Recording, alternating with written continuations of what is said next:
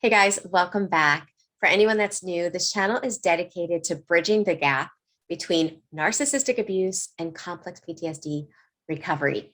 And today's topic has to do with 5 ways that emotional abusers emotionally abandon you, which is the narcissistic abuse part of it. And then I want to go into what this does to you, how this changes you, and what you have to do to break out of it. And that's the cptsd recovery part of it. So with that in mind, let's dive in. For those that don't know me, my name is Michele. I'm a certified life and relationship coach. I specialize in trauma recovery, and I'm also the founder of the Thriver School of Transformation, which is an interactive monthly membership where we meet live on Zoom every week and we do the inner work together. So if you're tired of healing alone, or you feel like you've been doing it for so long and nothing's changing, make sure you check it out.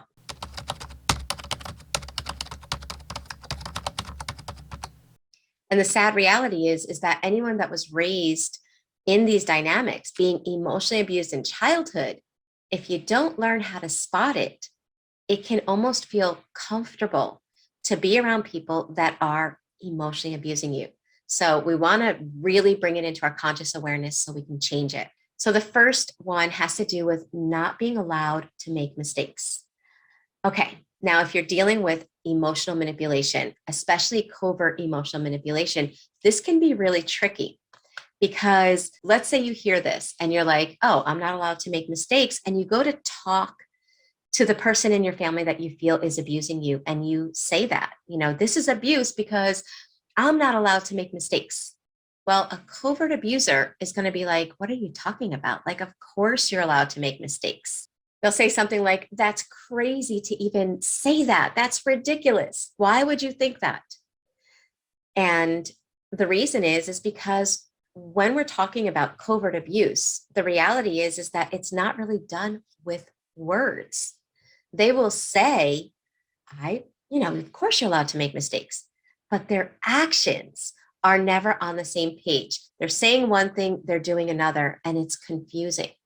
So forget about words. Forget about if you've ever tried to explain this to anyone else. Forget about everyone else and just kind of think about if in your life, when you are, when you've made a mistake or when things haven't gone the best for you, if somebody in your life causes you to feel worse, in other words, they kick you when you're down.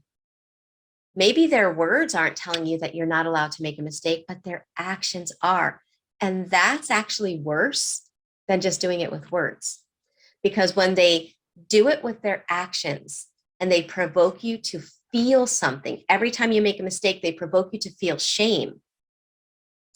They're literally bypassing your conscious mind and training your subconscious to associate mistakes with feeling unworthy and not being enough.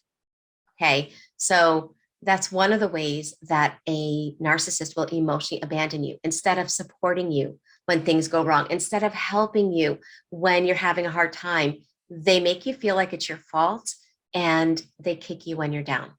Number 2 does have to do with words. And this is when they invalidate your feelings.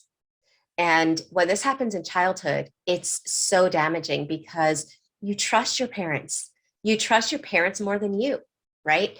So if you're feeling something and they tell you, oh, no, you're not feeling that. You're not sad. That doesn't matter. You're not hurt. You don't have a reason to be angry. And all of your feelings are somehow wrong. During the years when you're learning how to kind of be with people, how to interpret emotions, how to be in touch with emotions, and you're always told that.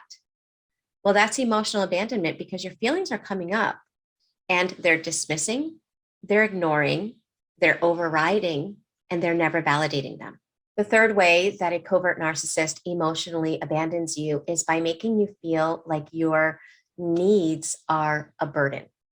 Not your wants, not your hopes, wishes, and desires, but your everyday basic needs. I remember one client of mine told me a story. She was like, I remember when I was with my ex and we would be in the car and my ex it'd be a hot day, it'd be a long day. And, everyone was thirsty and my ex would go and buy something to drink for himself. And we had our son in the back watching and feeling thirsty. And if the child, young child, not infant, I don't remember the age, but I think it was like elementary years, if he were to ask for some, the father would give the drink. Okay. But the first thing he would do is get pissed off and degrade the child and make the child feel like crap for asking for something when he was thirsty. Meanwhile, the father took care of his needs, but the child's needs, yes, they were taken care of, but after the child was made to feel like a burden. Number 4 is when you're made to feel like you're not allowed to have success. And again, this is one of those that if you said to your abuser, you don't support me, you don't want me to be successful. If it's an overt abuser, they'll probably be like, yeah, well, whatever. They won't hide the abuse. But a covert abuser, which is so much more insidious because it's so hidden, will say something like, of course, I want you to be successful. How could you possibly think that? Meanwhile, behind your back, they're like stabbing you, right, with this invisible emotional sword. So they say that you're allowed to have success, but every time you do something that is worthy of any kind of credit, maybe they don't say anything negative. Maybe they're not derogatory towards you. Maybe they don't insult you. But what they don't do speaks volumes. Okay. By not saying anything, they're ignoring your success is saying it's not worth my attention. It doesn't matter. You don't matter.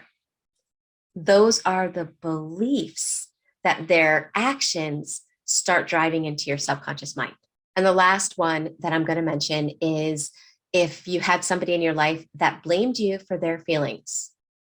If they're mad, it's your fault for making them mad.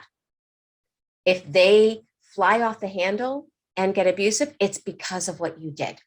You did this, that's why that they had to act that way. Or if they have that negative energy, that famous negative energy that malignant narcissists carry around, it's your fault. It's somehow always your fault. So you're responsible for your feelings, but you're also responsible for their feelings as well. Those are 5 ways that covert narcissists emotionally abandon you.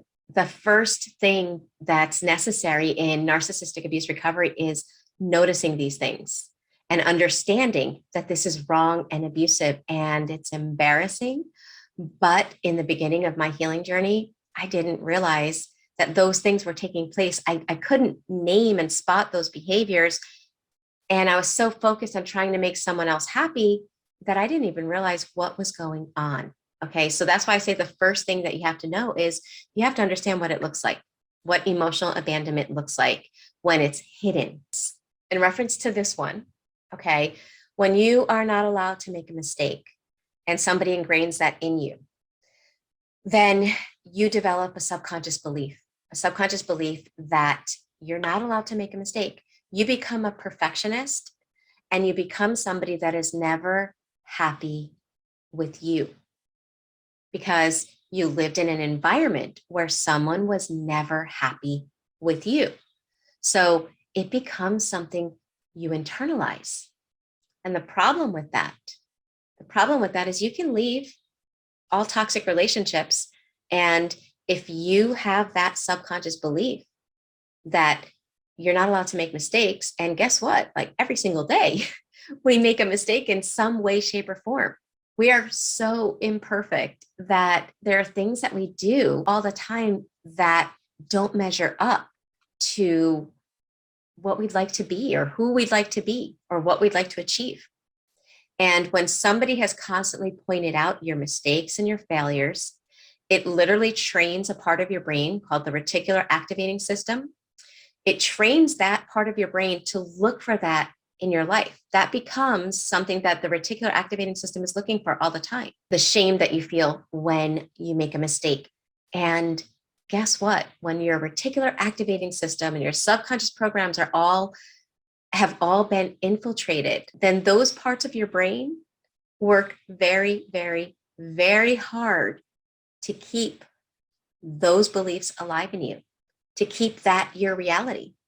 If it was your reality for a long time, your brain is now trying to keep that your reality. So you can leave the narcissist and your own brain will keep you in the same patterns and dynamics. And it's not because your brain is your enemy, but because your subconscious is designed to keep you you. So if somebody else infiltrated your subconscious, right, through the repetition and the emotion and the psychological abuse, and now you have beliefs because of that, your subconscious mind doesn't have an opinion. It doesn't say, like your conscious mind, that's a good belief, that's a bad belief, that's an empowering belief, that's an disempowering belief. No, it just says, this is the beliefs that Michele has. So let's do everything in our power to keep her, her. And that's why as you're healing narcissistic abuse, it's like you're moving forward and you're getting sucked back in, moving forward and getting sucked back in, because the changes, in order to really heal from narcissistic abuse, the changes have to be not just on the surface, not just external. You literally have to do a whole rewiring and upgrading of your subconscious beliefs. And another example of what this does to you is it changes how you treat you. So if you were made to feel like you were a burden for having needs, I'm going to bet, okay, I'm going to bet that if that resonates with you, then you probably have no problem taking care of everyone else. You probably do so much for others. You probably pour yourself out until there's nothing left inside. But when it comes to you and taking care of you, you probably feel like you don't have time, like it's a burden to do anything for you, like you don't matter, because that was the process for a long time. And again, it's not that anyone wants to treat themselves this way, but that's what happens when you've been in an abusive environment for a long time. Their actions to you become internalized and you begin treating you that way. And the last thing I'm going to mention for the sake of this video that their emotional abandonment does to you is it teaches you to go into people pleasing. Because you've always been blamed for how people feel, and you've always been punished when people feel upset, disappointed, angry, sad, because you've been made to feel guilty as if it's your fault, then you work so hard to help everyone else with their feelings. And when somebody's feeling something, you sacrifice you to try to keep them happy. And again, that's the consequence of when somebody emotionally abandons you for a long time. Notice the damage. It doesn't just hurt when you're with that toxic person that's emotionally abandoning you. You can leave that relationship and their emotional abandonment has left like seeds inside of you that have been planted for your own subconscious mind to continue the work that they started until, okay, it's not a life sentence, but until you start realizing that that's what's happening. And until you do the inner work to rid yourself of these patterns, these beliefs, these conditioned negative thought patterns, and their internalized abuse. And I'm not going to lie, that can take some time. It does take effort, but it's worth it, because if you're not willing to do that, then you'll live the rest of your life with what they trained and conditioned you inside of you, keeping you from being the person you really are and living the life that you really want. So I encourage you, don't give up.